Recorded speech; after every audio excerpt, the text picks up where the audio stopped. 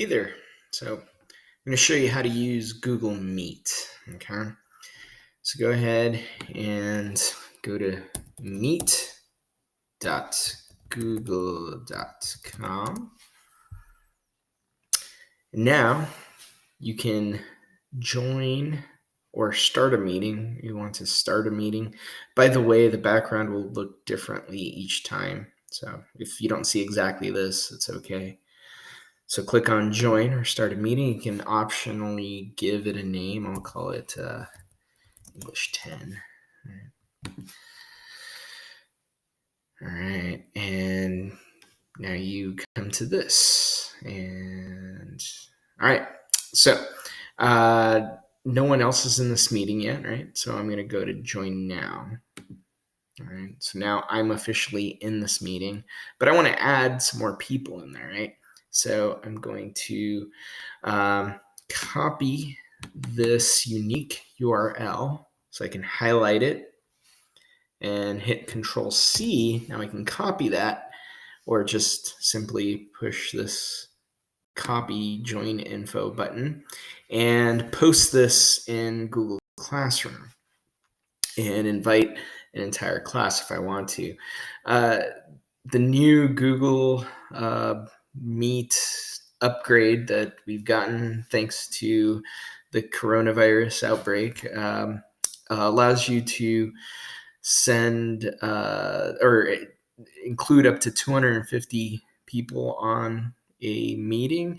That's maybe too many, but you know if you have a reason to do that. All right.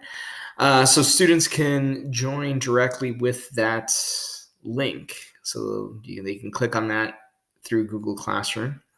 If they do not have access to a Chromebook, they can or computer, they can dial it in using a phone, right? So they'll be able to hear what's going on, but not be able to see anything. But there's the information for that. All right. You could also invite some people by clicking there and then typing in their name. And this is limited only to people within our AVHSD domain. So got to have Ben Jefferson in this. So I'm going to add him there. There he is. And maybe Lloyd Aqua. All right, there she. Type that in. Add her, and then I can send the invite. Being that this is late at night, I'm not going to do that. All right, so I'm going to close them. All right, and now I'm sharing. Now some of the cool features we have here. I'm going to hide the camera here, the little camera. All right. So now you can see the features here. So I can go back to the join information by clicking on the name of the meeting here. I can add attachments from a Google Calendar, right? If I wanted to do that, I can turn my microphone off. Probably don't want to do that. I can leave the call or turn the camera off. You might want to suggest students do this if they're in a low bandwidth situation, or if you are in a low bandwidth situation or having a bad hair day. This is maybe something you want to do. All right, I'm going to turn it back on so you can see my moneymaker. All right. This is a cool new feature, actually. It's got captions that capture the words that are coming out of your mouth in real time. And it's pretty accurate from what I've been able to do. So here's a really hard word. Ready? Deoxyribonucleic acid. Whoa. Nice. I'm going to turn that off because that's just going to distract me. All right. You can also hit this present now button, and you have a couple of options. You can show your entire screen, and what is on my screen is what my participants will see. All right. So I can click on that here and click share, and they will see everything that's on my screen. Or only this window. So maybe I have a bunch of windows open and I only want them to see this. I don't want them to see that I've been shopping, so I can just click on a window. All right.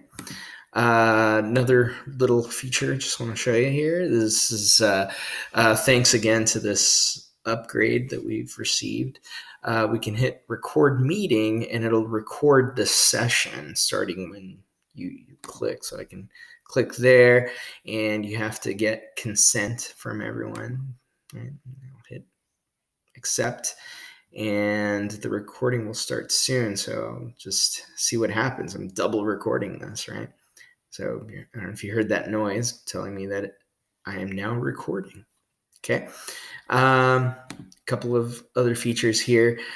These are all self-explanatory, right? And by clicking here, I can look at who the different people in the chat are.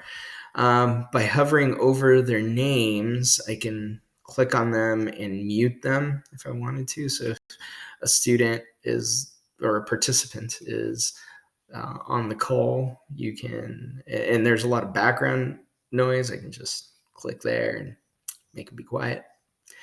The other cool feature here is this chat feature. So all the participants can participate by typing in questions. So maybe you've muted everyone, and they can ask specific questions there, and you can answer them in real time, or there can be a conversation that's going on in there. All right.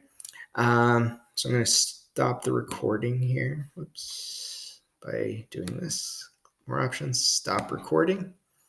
All right, and now this will appear automatically in your Google Drive. All right, so I can hit stop recording. All right, so it'll be there. I've noticed it takes a few seconds, so it's not instantly there. But let's go into my Google Drive. Let's see if it's there.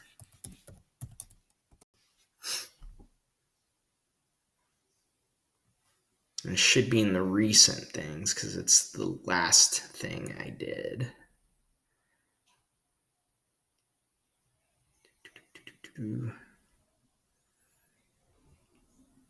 Remember what I said about bandwidth? There it is, right there. So if you don't see it here, it's probably recent. All right. The benefit of doing this then is that you have this recording in your Google Drive. Now you can assign it to students in your Google Classroom in case they weren't able to join you live. You can show them, or they can view this afterwards.